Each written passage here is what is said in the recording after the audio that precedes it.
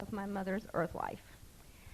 We've been here, as he said, for 25 years, and my mother has been right here with us. Mike laughs that on the day that we were moving into our house, my mother and I were wallpapering the wall behind the refrigerator as they were bringing the refrigerator in. And Mother loved this congregation, and she prayed for you, and she liked to visit. Last October when she came, we commented on what a sweet visit it was. She came to church, and the quartet had a little concert afterwards, and she made my favorite birthday cake for me that she had not made in years because it was pretty technical. So she and Rachel surprised me when I came home from work, and Mother had hidden and packed her pans in her suitcase because she wanted to surprise me, and we just commented how sweet the children were with her, and the baby just crawled up in her lap and kissed her, and she was so happy. Oh, okay. So over this 25 years, you've walked the walk with us. And that's why I wanted to tell you myself what was happening while we were gone. In the last 16 years, Mother began having health issues. And we teased her, and we said that every body part that could be replaced or repaired had been, and that she was the bionic woman. And we were always amazed at how when something would happen, she would just bounce back. And so I developed the drill. My brother is a rock. My brother is wonderful. We moved around the country, but my brother lived in Columbus, and he took care of my mother on a daily basis. But he was especially wonderful on times when there was a crisis. On the day that my father went to heaven, he also had a ruptured aneurysm. It was my brother that took him to the hospital. And so my brother is a rock. And so what would happen is my brother, usually it was in the middle of the night, we'd get a phone call, Mother was in a crisis. And so I knew the drill. I had special pieces of equipment that I'd go and I'd pack my stuff, and within minutes I had myself ready to go, and I was in the car and I was headed for Georgia. And every time I went, I would take an outfit for a funeral. After the crisis would pass, I'd bring out the outfit and show it to Mother, because when I was born, my parents were married for 10 years before they were able to have children. And my mother, she found a testimony in the last 2 weeks that she had written for a lay witness team meeting, and she said in it, all I ever wanted to be was a wife and mother. And she was. And so when I was born, she made my clothes, she dressed me up, we did things, and she always liked it when I looked nice. And so after the crisis would pass, I'd show her the outfit I had for that particular season, and we would say, oh, well, that looked nice. And then she had 2 outfits that she'd picked out, which she told me she'd closed one eye and put them up to see which one she thought looked best when she was laying in her casket. We laughed through everything. My mother was a character. And so 3 weeks ago today, we were in Sunday school, and my brother sent a text. And he said, Mother's in the emergency room, and so I called him after Sunday school. And he said, well, she's complaining of lower back pain. She'd been sick the week before with some other things that were going on, and one thing was a kidney infection, so we thought, well, that's probably related to that. He said, well, the ER doctor doesn't seem very concerned about this, and so he said they've taken her upstairs. She always went to this wonderful little Catholic hospital that I wish we had something like that here. And she was upstairs having a CAT scan. So I said, after praise and worship, I will call you and find out what's going on. And the worship that Sunday was particularly sweet. I don't know. It was deep, and it was sweet, and it was intimate. And while we were worshiping, I felt this urgency in my spirit, and I felt the Lord saying, you need to go now. I had taken the next week off for vacation, and I thought that we were going to stay in our nightgowns and watch Hallmark movies and eat bonbons, which is what we like to do. And so I was looking forward to that. But I felt this urgency in my spirit. And so when Jerry finished playing the piano, I said, I have to go. And so, it was funny because he kissed me in front of God and everybody in the church, and I thought, they're going to wonder, what are you doing? But I told him I had to go because, well, you have to know me on that one. So I went out into the parking lot, and I called my brother, and my brother said, you have to come now. He said the CAT scan showed that the aneurysm that my mother had had for the last 5 or 6 years had doubled in size from 5 centimeters to 10 centimeters, which is the size of a baby's head. and that it looked like that it was going to rupture imminently and that we had to make some decisions. And so I knew the drill. I went home and I got my stuff and I had my clothes and I picked out an outfit for a funeral. And so my brother didn't call me en route up to Columbus, and I was thinking maybe he didn't call me because Mother's already gone to heaven and I didn't get to see her. And so when I got to Montgomery, a friend of mine called and I said, you know, if they're going to do surgery, I just wish they'd do surgery and Mother would just die under the anesthesia. It would be merciful, because she had seen the agony that my father went through, and that was her biggest fear, that when this ruptured that she would feel that pain. And so now I'm glad that, you know, nobody asked my opinion and my brother didn't call me. So as I got close to Columbus, Jerry called me and he said, your mother's going home. And I said, okay. So I passed a little Catholic hospital that everybody knew us there. I could be on the elevator by myself and they'd say, where's your mother? Is she up here? You know, and I went to the house. And when I got in there and I opened the door, she was sitting in her chair and I said, hey, Toots, this isn't a drill, is it? And she said, no, and we knew it was the real thing. My brother told me what had happened at the hospital. The ER doctor had come in, and he was pretty cavalier when he came in there. And you have to understand my mother. Her physician is the most unusual physician. I told you all in the past how that he would pray for her, and he loved her like a mother, and she loved him like a son. But if a physician was going to touch my mother, she was going to ask him to pray for her. And so that particular day, this ER doctor came in, and she said, will you pray for me? Over the years, it was funny to watch the doctors, because some of them, you know, that was good, and some of them, it wasn't in their comfort zone, but they would do it. And today, he said, well, my God is nature. Upon which my mother promptly turned and took his hand and said, well, then I'll pray for you, which she did.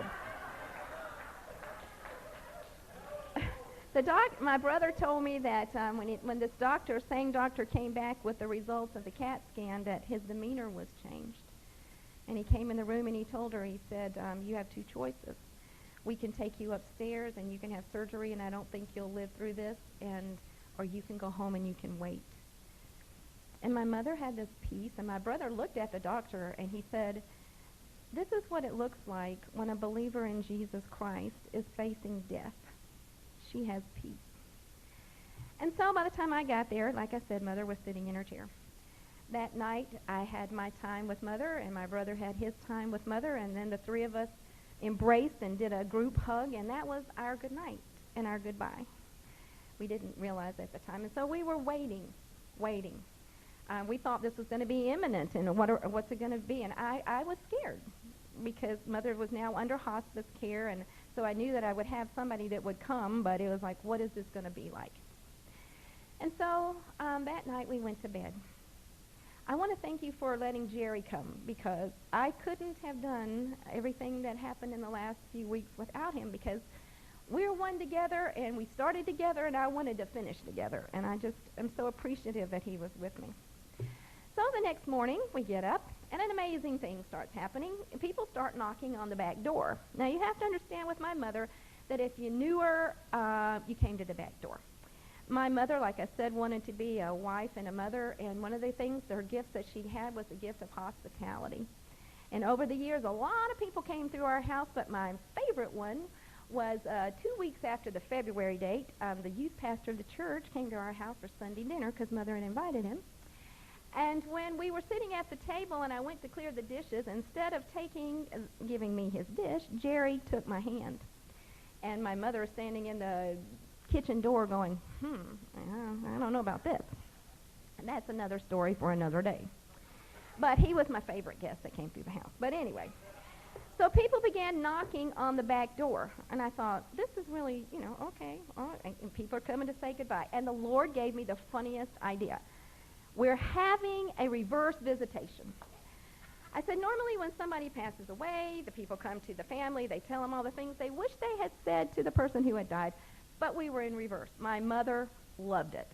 I told my cousin, I said, I wish we had a book to sign. And she ran home and got a little spiral-bound notebook. And when all was said and done, over 100 people had come through the house. And that didn't count the repeats, because it was party central from morning till 1 o'clock at night. And 100 people signed in that little book and came through the back door. And so they began coming in the house and telling how much that she had meant to them. And she told them how much that they had meant to her. And we met people, and we heard their stories. And we waited, and we waited. Well, that night, Jerry loved for Jerry to play the piano, and she loved for us to sing as a family. Now, I took piano lessons, too. And every time we had company, my mother wanted me to go and sing and do it, and I hated it. It was like, well, I have to go do this, you know. And so a lot of times we would sing and do things that Mother wanted to because I didn't want to, but I was trying to honor my mother. You know, I know you get a long life if you honor your parents. But during this time, we found, you know, it was like all restraints were off. Okay, Mama wants to sing. Let's all pack up and go in the living room. And so we went into the living room and we began worshiping. And there was an incredible, the Spirit of the Lord was in the living room as we worshiped. And my brother's worship pastor, we call her Rachel 2 because we have Rachel 1. And so when I talk about Rachel 2, I'm talking about my brother's worship leader at his church. She brought her violin. And at first I'm going, I don't know about this, you know. But when she began to play, it was so anointed. And Jerry playing and us singing and the presence of God was so strong in that room. And it was so sweet. So when everybody had left and it was just family, my brother said, Grandma, would you lay hands on the grandsons? 4 of the 5 were there. James wasn't there that night. Would you anoint them with oil and would you pray for them? And so her little self sat in the chair and started with the oldest, our son, and she went down and she prayed over each one of them, but James wasn't there. And we were missing him. And so the next thing I know, they get out their iPads, their wireless, I don't know what all they did. I have no idea. And my note-tech grandma was praying for James by Skype through the computer, and he was with us. And so we went to bed. I was exhausted. I said, look, people, it's 1 o'clock in the morning. I have got to go to bed. And so the 4 grandsons that were there was very interesting that during this whole time, the television never came on. Now, the television was my mother's companion because she lived alone, and it was her desire that she would live alone in her house and that would be where she would be when she went to heaven. So the TV was all, and we knew the weather. Every day she called, it's going to be raining at your house, and you better take your coat. I missed the weather because today I said, what's the weather going to be? I don't know what to wear. And so, anyway, I just lost my whole train of thought when the TV. Nothing, the TV wasn't on. The kids weren't on their little things, you know. She commented about that, too. Well, here were these boys. They had grown. It's interesting how it all worked. We were married when I was 18. I had our first child at 20, and James 3 years later. And then my brother is younger than me, and he married later, so his children are younger. And my mother helped raise both sets. And then it came at the specific times that she needed those children at specific times, and it's really cool how this worked. But the cousins are very close because in the summertime when we lived in Texas and I had to work, the boys would go and stay with my mother. And now I think, wow, what a gift, because boys have a lot of energy. And she kept them occupied, and she kept them straight. And so on the floor at her feet are these huge bodies now. They're not little boys. They're playing aggravation and pick-up sticks and all the things they did when they were children. And so I said, look, I'm going to bed. They said, we'll get Grandma in the bed. I said, okay. So they told me the next day that the 4 of them escorted her back to her bedroom. And in a little while, Jordan went back. He saw her light was still on, and he went back in the back to see if she was okay. And he took this picture. Now, you have to understand that 30 years ago, my father went to heaven. They had breakfast together that morning. They told each other they loved each other. They were very close. And that night, he went to heaven with a ruptured aneurysm. When we got home that night from the hospital, we let Mother go. She could hardly get in the house. And when she got into her room, she said, God, how can I lay in this bed without my husband, my soulmate? And the Lord spoke to her, and he said, I'll be a husband to the husbandless, and I'll be a father to the fatherless. And every night for 30 years, she slept with her Bible on the bed. My dad's side of the bed was never made. I mean, it was. And she would read the Word, and that's the way that night she fell asleep. Well, he took the picture home, and his mother printed it out, and she brought it over to the house, and our son Joe said, Grandma, what were you reading when you fell asleep? And she was reading the verse out of Psalms that says that it's you, Lord, that causes me to lie down in peace and sleep because it's you that causes me to dwell in safety. Now, my mother slept fine the whole time all this stuff was going on. Me, it was like a newborn baby. I slept with one ear open, and all night long I was checking on her, and I'm going, oh. So Tuesday came. More people knocking on the back door. More stories. One of the stories that afternoon, we told her everything. We had the reverse visitation. She had the reverse bereavement meal because everything, we had food. Those people can cook. And she would sample little bites of everything that came through. And she had served on the bereavement. I would call her and say, what are you doing, Mom? She said, well, I'm cooking a casserole to take to the bereavement committee because somebody's family needs it. So she had the reverse bereavement meal. We had the reverse funeral service because we practiced all the songs and told her everything we were going to do. But on that Tuesday, I looked at her and I said, Mama, we have to go down the street to do some business. And she knew where we were going. We were going to the funeral home. A few years before that, when she was in a crisis, I had made myself go to the funeral home, and I had made myself look at caskets. And I had picked out this very simple, beautiful wooden casket with this beautiful cream color interior. And I had made notes. We had a folder. That was part of the drill. We had our stuff. We were ready to go. And so that day, my brother and I sat there, and I described to him the casket. My sister-in-law, Rhonda's sister, Cheryl, was helping us. She works at the funeral home. She immediately pulled out a piece out of the catalog, and she said, this is a Jewish casket. And I said, really? The year that my father died, a group of people were going to Israel. Now, my little mother was scared to fly because she had had a brother who had been killed in a plane crash in World War II. My little mother got on a plane and went halfway around the world and went to Israel because she wanted to walk where Jesus walked, and she wanted to feel his presence in a tangible way. And so when the Jewish casket, this is different. In the Jewish tradition, you're not embalmed. And so it's a wooden casket because they believe that you were dust and that's what you're going to go back to. And by law, you're put into a cement vault. But the casket itself is very simple and it's very beautiful. So when I came home and told Mother that it was a Jewish casket, she went, wow, that's great. I'm excited about that. I said, okay. Well, then I told her, I said, okay, while we're talking about this, I said, those two outfits that you had picked out, it'd be very helpful to me if you would tell me which one you'd like to wear. And so she said, well, truthfully, I'd like to be buried in my house coat. See, we were going to get this nightgown thing in here yet. And so I said, okay, we can do this. And then she remembered that in one of her health crises that she had her very favorite satin nightgown on, and they had cut it up, and she was mad about that. And her friend had promptly gone out and bought her another one, and it was the same color as the lining of her casket. So I told her, I said, Mother, you are going to be beautifully color coordinated, and your interior design is going to be lovely. And she loved it. I know that it sounds a little crazy and but it's not. This is my mother, and this was us, and this is how we handle things. We talked about everything. And so that was taken care of. And that night, worship and praise again. And I look over there, my little mother she's over there in her little gold chair, and her hands are up in the air, and she looks positively angelic.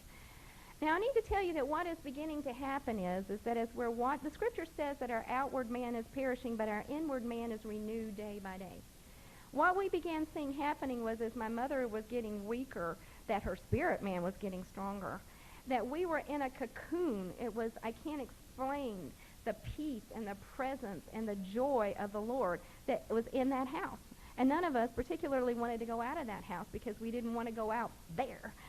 And so my mother would say, is this a dream? She said, I can't believe it. Look at what he's doing. And I have such peace. Now, that didn't happen in a day because you don't just get where you're going in a day.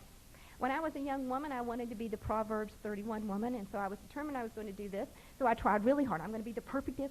And then I would beat myself up because at the end of the day, there was no way that I was going to be the Proverbs 31 woman until I realized that this is a process over a lifetime.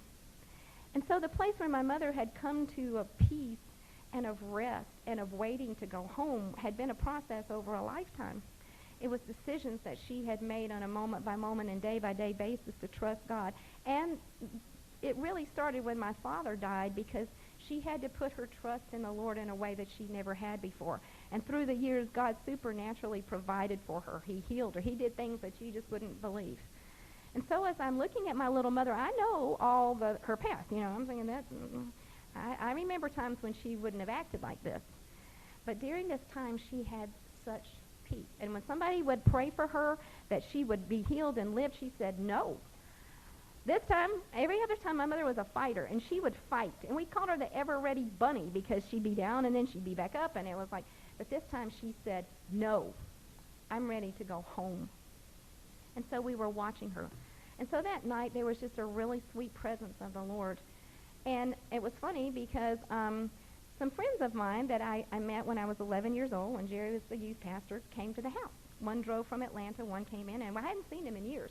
We began singing songs that we had sung when we were kids, and we actually remembered the words, and then the worship got really sweet. And then I look over at my mother, and with my spirit eyes, I saw two angels that were standing at her feet. And I thought, oh boy, they've come from Mother.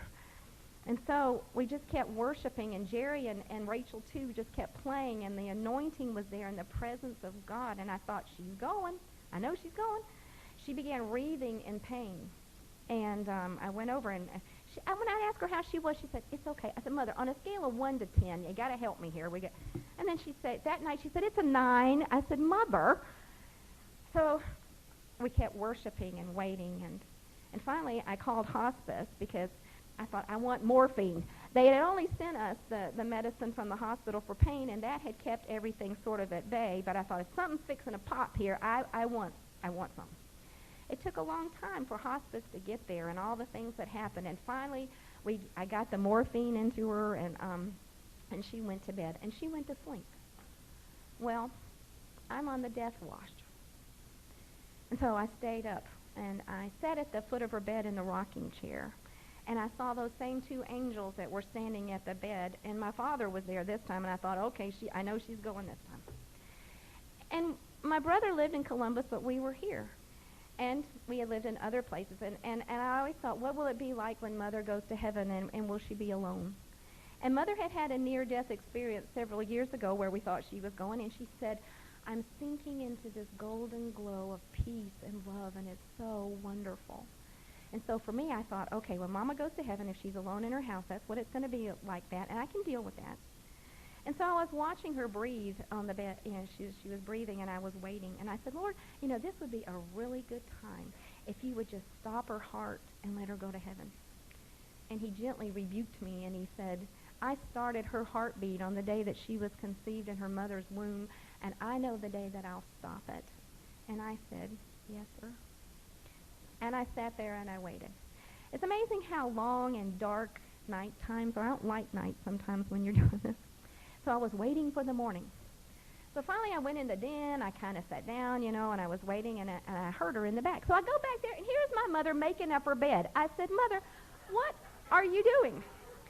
She said, well, I can't get off my routine. I said, okay. So she goes in the bathroom, brushes her teeth, and combs her hair, and she comes out, and she goes down the hall, and she gets in her little chair, and she's holding court again. The door, everybody. There were people. It was just amazing. And I'm saying, Lord, what happened? I thought she was going to die last night, and here she isn't.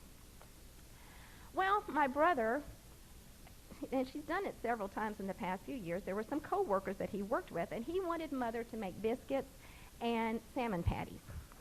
And so my mother would make biscuits and salmon patties, and his workers would come and eat, and they loved it. They loved my mother. And one of those co-workers was a Jewish believer. Well, somebody had given my mother a prayer shawl, and she was asking us all kinds of questions. So my brother said something to his Jewish co-worker, and the next thing we know, a rabbi is knocking on our back door. So he begins explaining some of the things about the prayer shawl. And then he says, okay, as many people as want to get under this prayer shawl, come get under the prayer shawl, and I'm going to pray for you. We said, okay. And so he begins in English and in Hebrew to pray the Aaronic blessing of the Lord bless you and keep you, that blessing. And then he pulls out his little shofar, and Mother's sitting in her chair, and he says, which way is east? And so Mother points over this direction, and he gets his shofar out, and he begins to blow it. And my sister-in-law, when he finished, she said, what did that mean? Because all the sounds of the shofar have a meaning. That's how they communicated. He said, that is the sound that they blow when you are entering in. So we came to the conclusion that this whole episode that was going on was multi-generational, multicultural, multi-denominational. I thought it was transcontinental, but as it turns out, it was global because I found out that there were people that were praying for us all over the world. And so we watched and we waited. More people came. There was more worship. And I was getting a little scared because I thought, my mother's getting very weak. And what happens if we made all this up and she can't live alone and I can't stay here forever? And I began fretting and thinking, God, how is this all going to work? And Jerry would assure me, and he would say, God has everything under control. It's going to be okay. We're going to take one moment. And Jerry was wonderful. You know, he's Mr. Sanguine people person. Oh, come on in. I would have people overload, and I would have to go back in my room and shut the door because it was like, I was the caregiver mostly for my mother, and so I was buffeting, trying to shield her. And what's your pain level? Let me give you a pain pill because they said she could have whatever she wanted, and I was going to make sure. So it sort of stayed at like a 3 or 4 most of the time. And so Sunday morning came along. My mother got up and she got in the shower, and the hospice nurse on duty that weekend came to see her. So my little mother toodles on down and gets in her chair, and she was really sort of perky that morning. I'm thinking, oh, well, okay.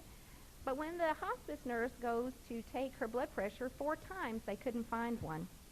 And I'm thinking, okay, that thing is leaking and something's happening. Her oxygen saturation was at 88%. She had noticed in the shower that her little feet were turning purple, and, these were just, it's like, okay. And so, the hospice nurse, all the hospice nurses were Christians.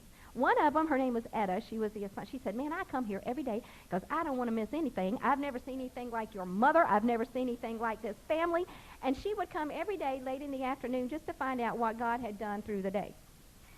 And so when this particular nurse finished and she left, I went out with her outside because Mother hated it when I would talk to the doctor, and I would go out there and say, can you tell me what is really happening, that I didn't want to ask him in front of Mother. And she knew what I was doing. And then she'd come back in and say, what did he say to you?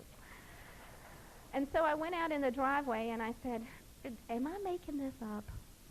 Is my mother really dying? Or man, I was getting scared. And she said, no. She said, your mother won't bounce back from this one. She said, just keep her comfortable. Do what you're doing. She assured me that I was doing a good job and everything was okay.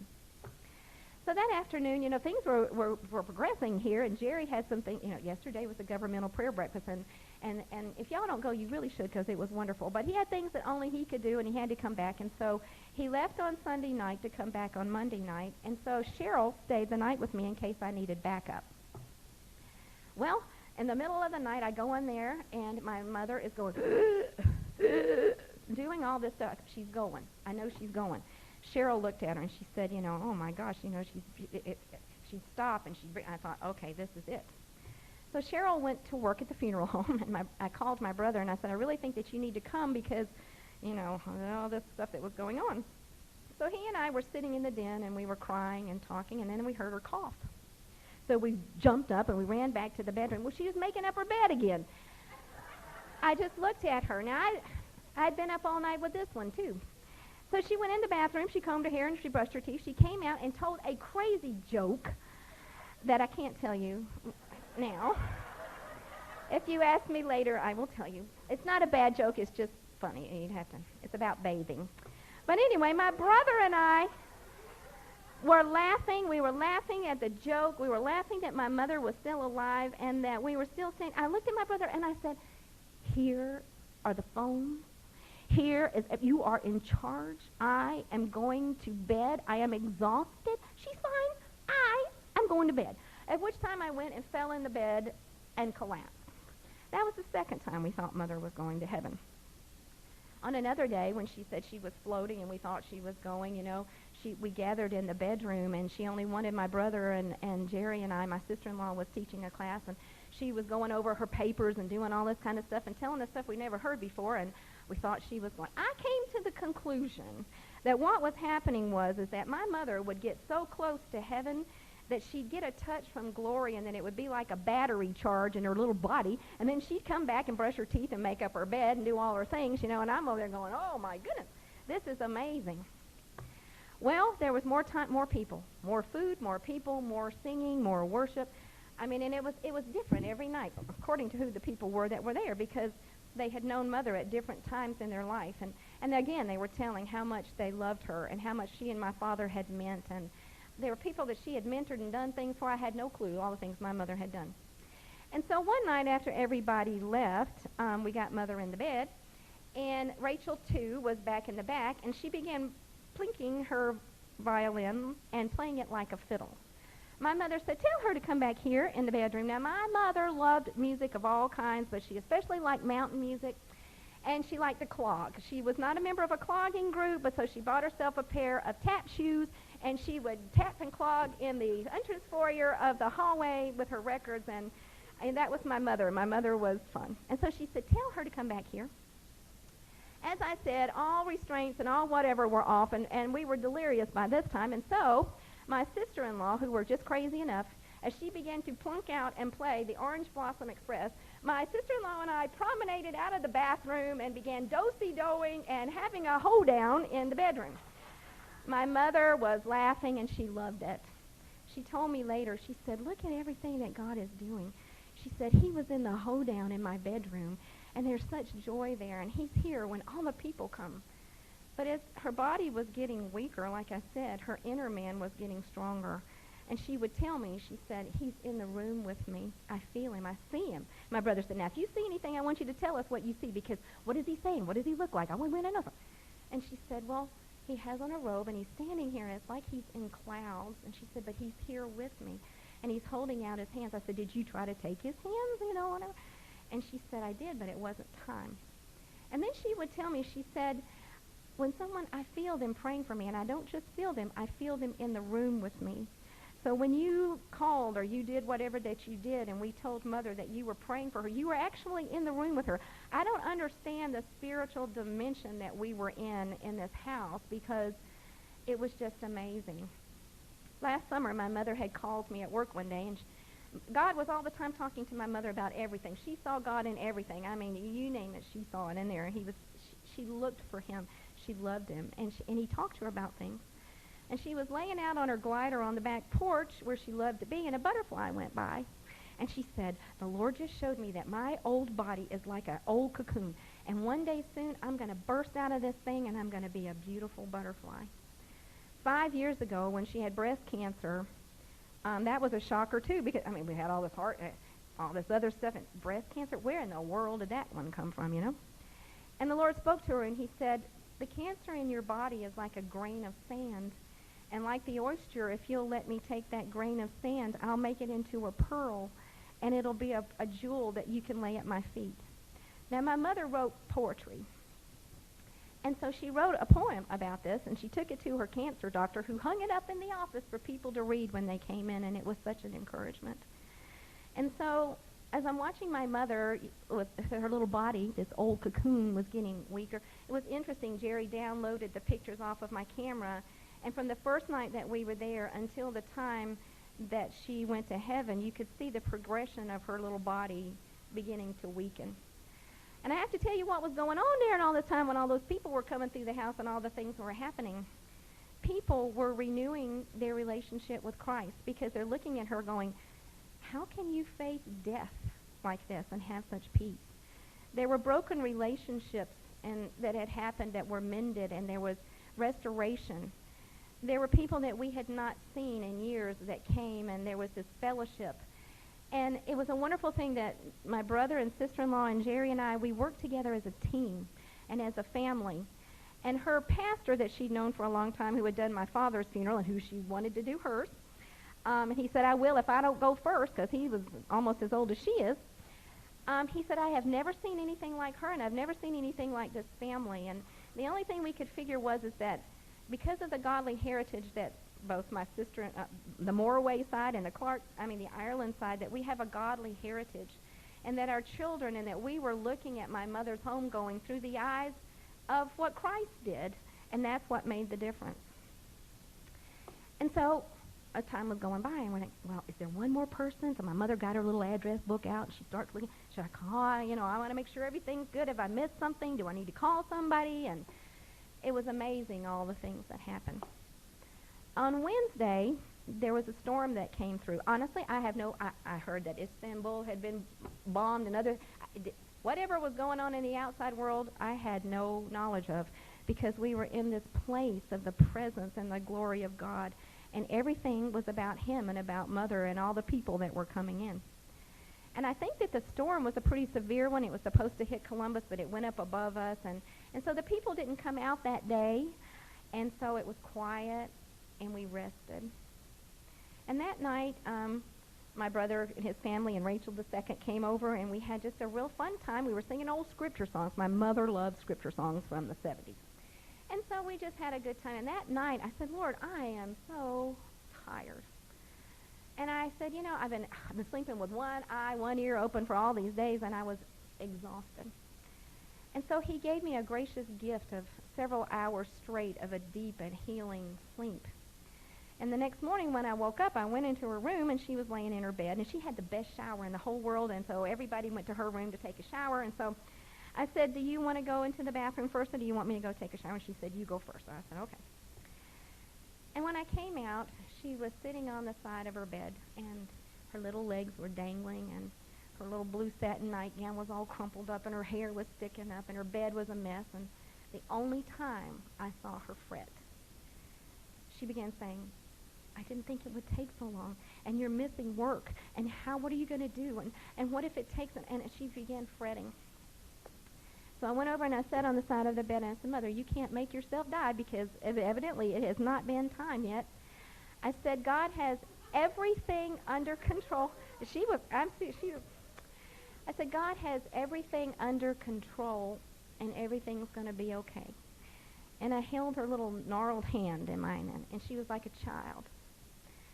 So she slowly got off the bed, and she went in the bathroom, and I looked at the bed, and I thought, I'll come back later and make that up.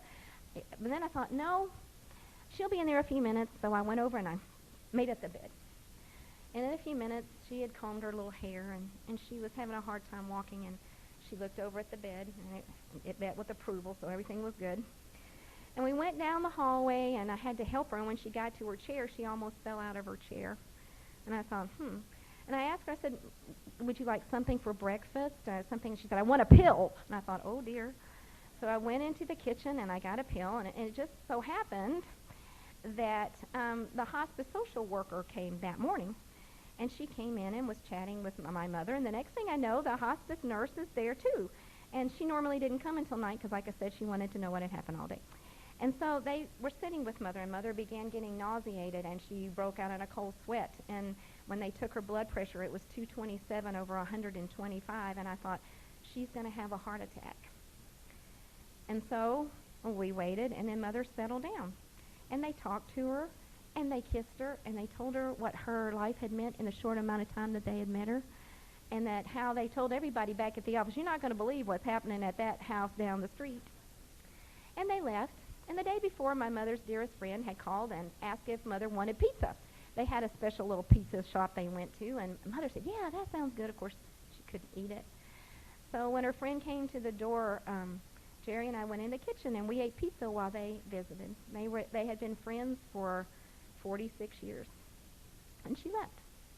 And then it was just Jerry and Mother and I, and we were sitting in the den, and she wanted Jerry to play the piano. So Jerry went in, and he began playing and worshiping, and it was quiet. And the phone rang. And she answered it. If you called her, she answered the phone, and she talked to you. She only took morphine 2 times because it knocked her out, and it upset her because she didn't want to miss anything. And so the pain medication kept everything at bay. She was fully in her right mind, fully lucid, knowing everything that was going on, and she was loving every minute of it. And so when she hung up the telephone, she said, that was Dr. Sims. He's coming to the house. On Sunday, after she'd been in the hospital, she had an appointment with him, and she really wanted to keep that appointment because he had been her physician for 25 years. And she would go to him for the craziest things. You know, she might have a wart somewhere. It's like, I have to go see Mike Sims, you know. But I knew it was because he listened to her, and he was her confidant, and he would pray for her, and he would tell her that everything was going to be okay. And so I said, oh. So in a few minutes, the front doorbell rang, and here's Dr. Sims. And it struck me, here he is in his lab coat with his stethoscope wrapped around his neck, and I said, oh, well, yeah. So he comes in, and Mother's sitting in her chair, and he sits over here, and they begin talking to each other and telling each other how much they loved each other, what they had meant to each other. she thanked him for the care that he'd given her, and he told her, he said, "You have challenged me and you have encouraged me in my walk with God, and I'm so appreciative." And then he told her that it had really bothered him about my mother's CAT scan and the aneurysm, and so he had called one of the top vascular surgeons in town and asked her to pull up Mother's chart and to look at the CT to see if anything could be done, because technology has changed. The reason that she had not had it repaired before was because it was close to her renal artery and she only had one kidney, and they told her that if they did the surgery that they would do to fix it, that she would probably lose her kidney and she would be on dialysis for the rest of her life, and Mother didn't. She chose not to do that. Well, when the doctor pulled up the results of the CT scan, she told Dr. Sims that there wasn't anything that could be done.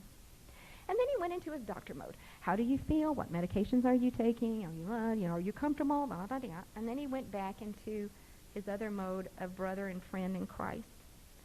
And they told each other that they loved each other, and Mother gave him one of these pictures. Actually, on the pictures that we have the scripture verse printed at the top, and he said, "This is going in my office," because everybody knew Mother.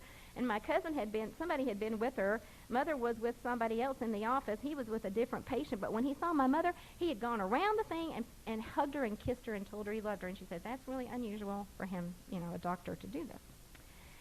And so the visit was over. It was time for him to leave. And he stood up and he said, "Can I pray for you?" So Jerry went over to the side of her chair and took her hand. And Dr. Sims went, and when he knelt down beside her, she sat up in her chair, and she looked over to the place where they'd blown the shofar, and she said, "He's here, he's here, he's here." And immediately she gave a little convulsion of her body. I thought she was going to be sick, and I ran across the room, and I knelt down at her feet. And when I got to her, she opened her mouth up as wide as she could, and she went, and her spirit left her body. She slumped over in the chair, and immediately Dr. Sims began going into his doctor mode. He felt of her abdomen, and he told me that the aneurysm had ruptured and that she felt no pain. He felt of her carotid artery, and he opened up her little eye, and those little eyes that just seconds before were still mischievously twinkling and full of life were dead. And my mother was not in that shell. But she was having what he called agonal respirations. He said her body has to catch up with the fact that she's not in there. And he said this could take a little while. And I realized that I was holding his hand so tightly that I must be hurting it. And I looked at him, and while she was going, Jerry and I were worshiping and thanking God for his mercy. And Jerry called my brother, and he was there within minutes, and my sister-in-law was coming in the door. And I looked at Mike, and I said, "Do you realize what just happened? You were the person that she was waiting for. She needed you, and I needed you."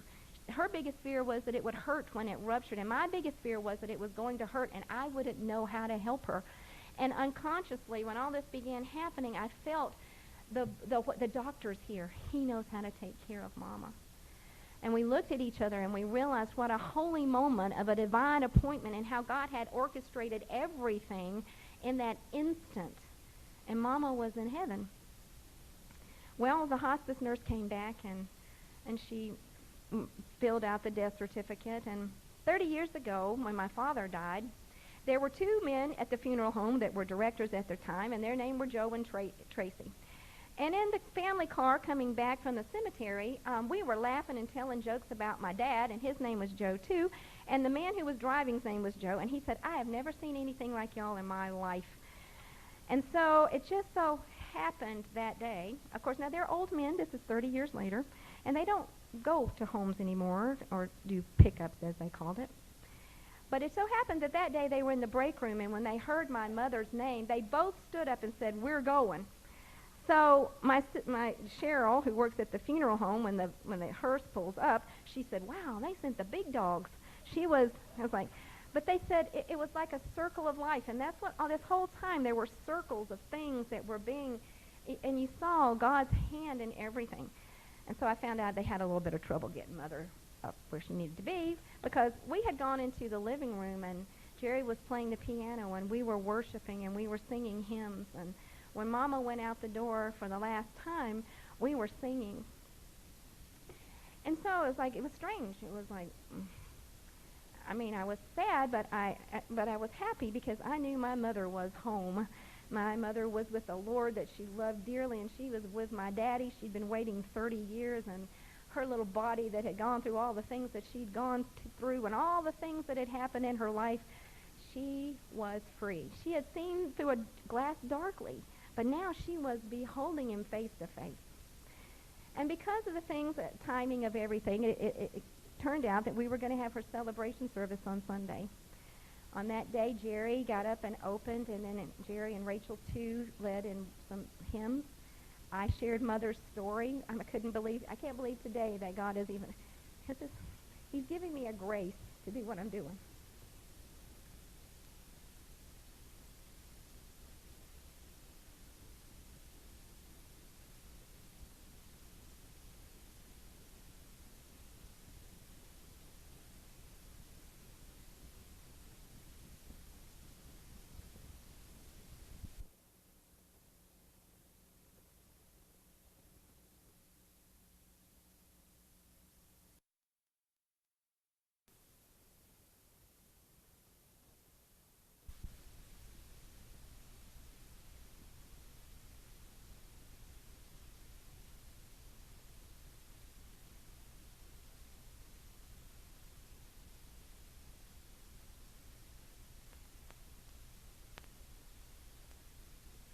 Was the only one of the grandchildren who knew my father, and so that was a sort of a different relationship that they had. And they teased each other, and you know how he is. He's a mess. And so he had his time with Mother, and as he was going out the door and she was sitting in her chair, she said, "Have a safe flight, sugar." And he looked back and he said, "You too, Grandma." That was the way that they were with each other.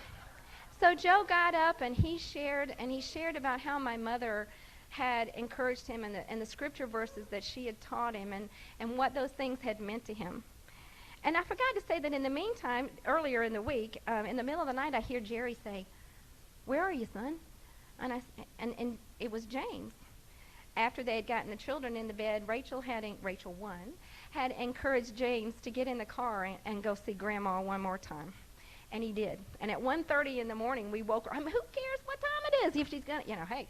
1:30 in the morning, because I have it on my camera when I took the picture and the time went off. We woke her up, and when she's saying, "What?" And then she looked at him and she said, "Oh, James, I'm so glad you're here. I love you so much." And so James got to say goodbye, too. Well, at the celebration service, James got up and spoke, and he sang a beautiful worship song. Mother loved to hear us all sing. And then my oldest nephew got up, and like I said, at different times of our lives, my sister-in-law homeschooled them. And my mother went out every day, and my sister-in-law said, nobody could make a sandwich but Grandma. And she thought that her kids were learning how to make up their beds, but they found out Grandma was doing it. And so they told stories about how my mother had taught them about the Lord and the things that she did. And when we lived in Texas, Grandma and Aunt Doris used to come, and they used to lay in the floor and tell knock-knock jokes and scratch each other's back till all hours of the night. And so the kids had this wonderful memory of Grandma. And then we sang some more songs, and then the pastor that she asked to speak spoke. And I had said something about the Proverbs 31 woman, like I said a while ago, and he got up and he read that scripture. And I asked him, I said, "Did you do that because I said that?" Or he said, "No, this was the scripture that I had." Because he said at the end, it says, "And her children rise up and call her blessed." And he said, I've never seen anything. He said, "I've done thousands of funerals, and I've seen Christians go home, and I've seen beautiful things happen, but I've never seen anything quite like this." And so, of course, he had to be sure, because Mother wanted to make sure that you had the plan of salvation in here and that people were encouraged in their walk with God. Because at my father's funeral, people got saved. It was an anointed time. Relationships were healed. It was incredible what had happened before. So she wanted to make sure that the plan of salvation got in there just in case. And then Rachel, we had sung so much in the last, this is in our drill, in our instructions of what we had to do. My mother wanted Rhonda to sing and to sign, "We Shall Behold Him." Well, Rhonda, we had sung so much for the last 2 weeks that we were hoarse, and Rhonda couldn't sing. So Rachel, too, sang as Rhonda stood behind, and she stood up over my mother's casket. And as Rhonda began signing, "We shall behold him," that one day we'll see him face to face, and that at some point that we are going to rise up in the sky and meet them, and that the anointing of that song and of what was going on was so strong in that room, and it was so sweet. And then the pastor of my brother's church got up, and he spoke a few words, and then he prayed the blessing over us too, and we closed in the Lord's Prayer. And so when we left there, I've had a lot of time to think. And as we began, another funny thing that was going on, which is an important aside here, my mother was very particular about her things. Her house was her home, and it was a museum. It was a place where the family history was. And if you moved something a quarter of an inch, she knew you did it, and she wanted to know why. And so in the days when she was getting ready to go to heaven, the grandkids were asking her for things. Joe asked for a carrot peeler and for a bowl that she made vinegar cucumbers in, and he took her nightcap that she slept in. And I said, Mama, does this bother you? And she looked at me just as calmly, and she said, I don't need them anymore. And she said, it blesses me when I see. One lady, there was a story behind it, which I can't tell now. There's so many stories I wish I could tell you. She wanted the sheets off of my mother's bed because of something that had happened the week before with my mother. And so my mother said, now when I die, I want you to go in there and wash those sheets, and I want you to give them to her. And I did. And so my mother had let go of all these things, and all the things that had been so important weren't anymore, and only what was important was where she was going and all the things that were happening around us. So after Mother had gone to heaven, I had not planned on doing all the things that happened immediately after she went to heaven. We're going to have to sell the house, and if you've transitioned anyone to heaven, you know what that means. There's a lot to do. My mother baked wedding cakes, and so she had, that's how God provided for her, and so there were tons of this stuff. And so it got divided between the pastor's wife at my brother's church, who was beginning to do, and a friend that she had taught how to decorate cakes. And I thought, yes, Mama would be happy about this. My mother-in-law was there, and I had told Mother that she's about the size of Mother, and my sister-in-law, I said, Mother, I would like for them to have your clothes. And she said, yeah, tell her about this, and yeah, I want them to have that. And so we began distributing Mother's clothing. And when all was said and done, with all the things, there were only about 10 pieces of clothing that between friends and relatives and cousins that weren't distributed that went to the mission. I went, wow, yes. And as I began going through Mother's things, it struck me that there was not one thing in that house to be ashamed of.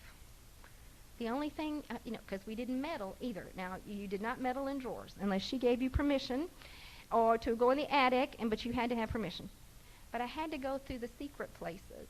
I had to go to the hidden places.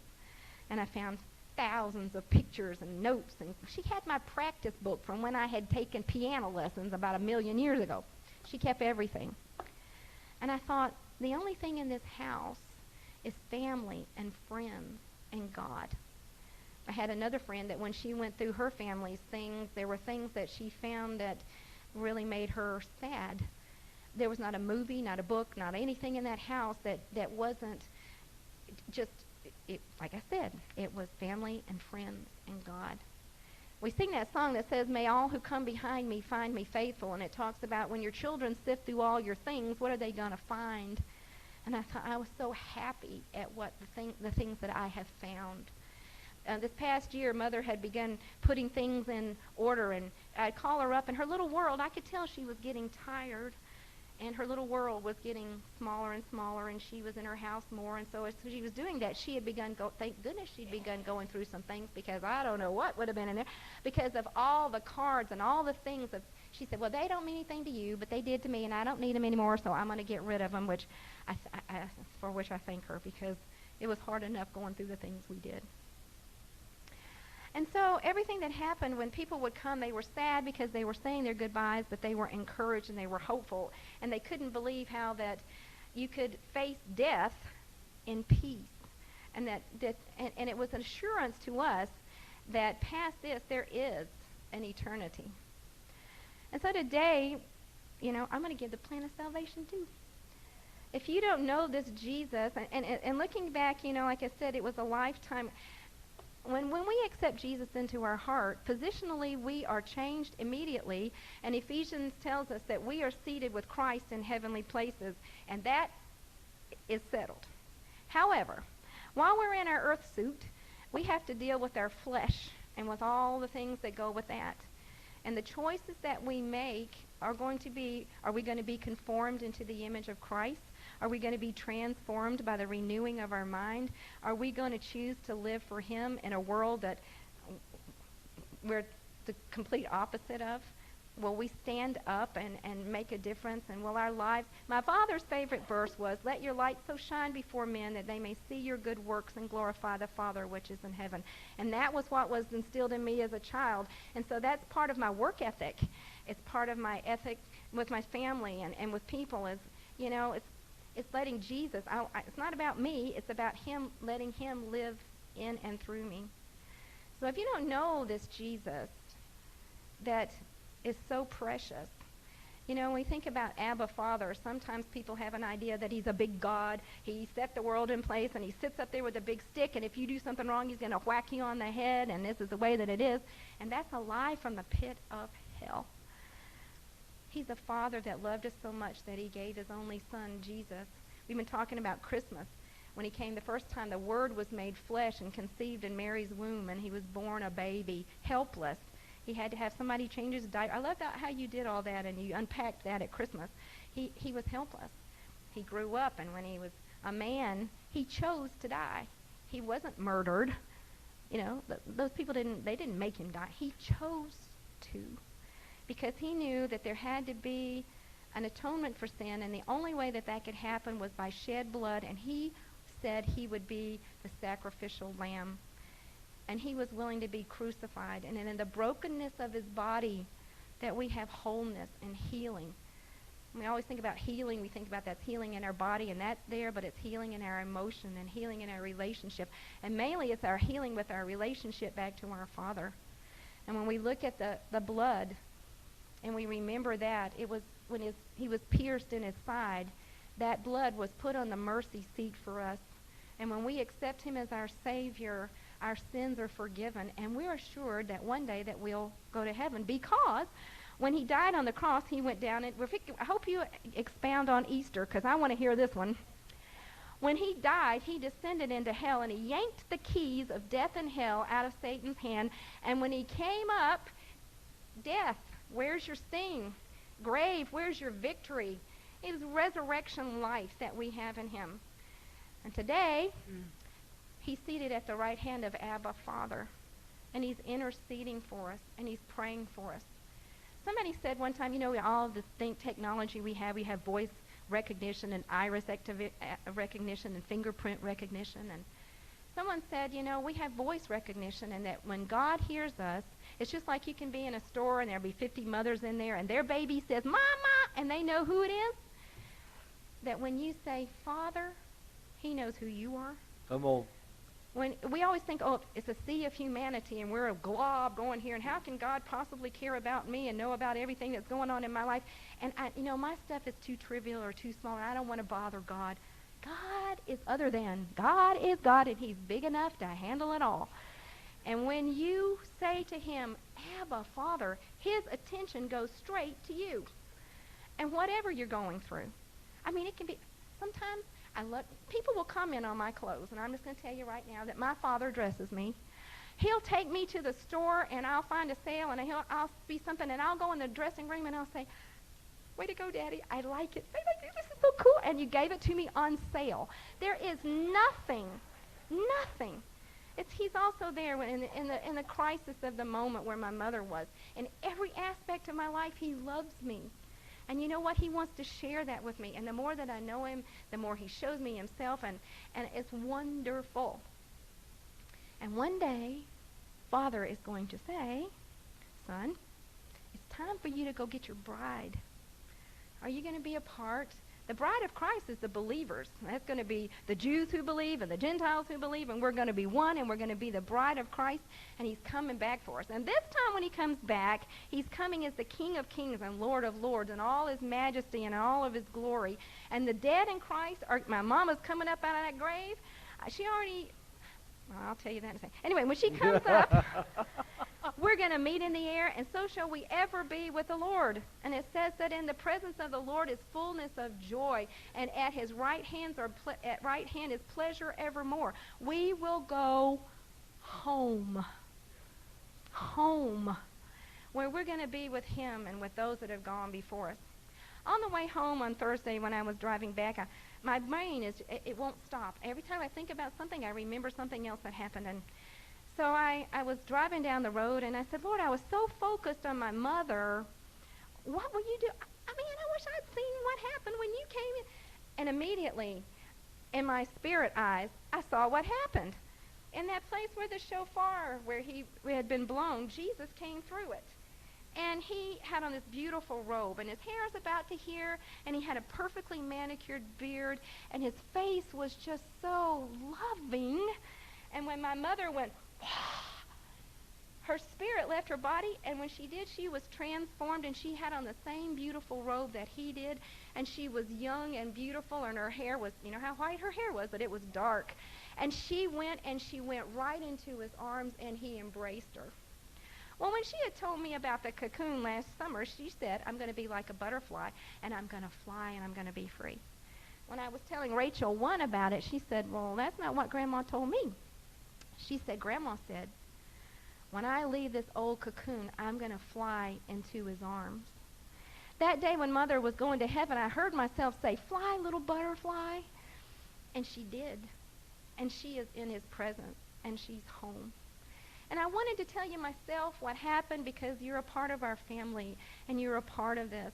And I wanted you to be encouraged that there is hope, that there's strength for places that you're walking in where you think, God, I can't go another step. I can't make it another day. I can't think about this. How is it going to work? I can't do it. And just like he said to me, bring it to me. Lay it down at the foot of the cross. During this time, the hospice chaplain, Mother had known him for a long time, and she chose him. There was a team of a nurse and a social worker and a chaplain, and Mother asked for this Jim Hildebrand specifically. But the chaplain, who was supposed to be the chaplain, his wife was the social worker, and she told him, she said, you got gypped out of this whole thing. But one day, Jim Hildebrand came, and I needed him, and I was fretting, and I remembered the story of Corrie ten Boom. If you remember that she was going to be taken to the concentration camp, and she was being separated from her father, and she was scared, and everything was happening, and she looked at her father, and she said, she was so afraid, and he said, Corrie, when did I give you the ticket for the train ride? And she said, you gave it to me when I got on the train. And then Jim Hildebrand reminded me, I'd forgotten this part, and he said, and your bag was too heavy, and you couldn't carry it, and I carried it for you. I can't tell you how many times that I've said, Lord, I need the ticket for this train, and I need you to carry my baggage because it's too heavy, and I don't have the strength, and I don't have what it takes. But you said that your grace would be sufficient, and so I'm crying out to you for that grace. And so I want to tell you today that wherever you're walking, whatever it is, that at the moment that you're getting on that train of whatever the circumstance is, that God's grace is sufficient. And your story will look totally different from my mother's, and there's no comparison about anything. But your story is going to have God's love for you written all over it. And so I just want to thank you today. And as you're taking communion, if the cares of the world are getting to you, I found myself before, I got to do this, I got to go there. And I'm longing for quiet and for peace and a time to listen. And so I just want to encourage you that as we take communion, that you would be quiet and that you would listen, that he could restore your soul. If you've gotten off on a little detour with him, those are not any problems with God either. He'll get you back up on the highway of holiness, and like that, when you tell him that's where you want to go. And so today, as we're taking this and we remember what he's done for us, I am so appreciative. Jerry had mentioned that during this time with my mother, she came to the conclusion that everybody didn't want to hear about everything that was going on, and that regardless of her circumstances, that she was blessed. She had the Lord, and she had so many things to be thankful for.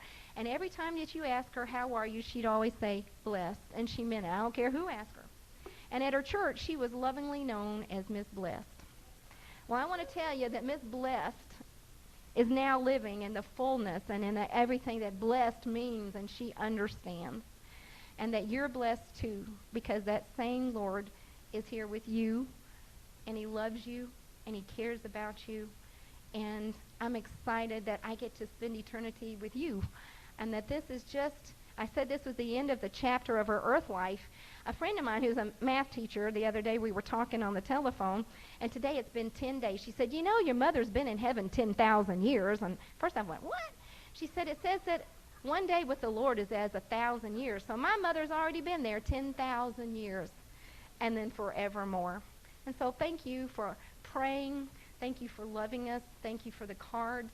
Thank you for all these years that you've prayed us through the drill. And thank you for the friendship that my mother had. And thank you for sharing our lives with us. And I'm just so appreciative, and I'm so proud of all of y'all. And I just want to say thank you.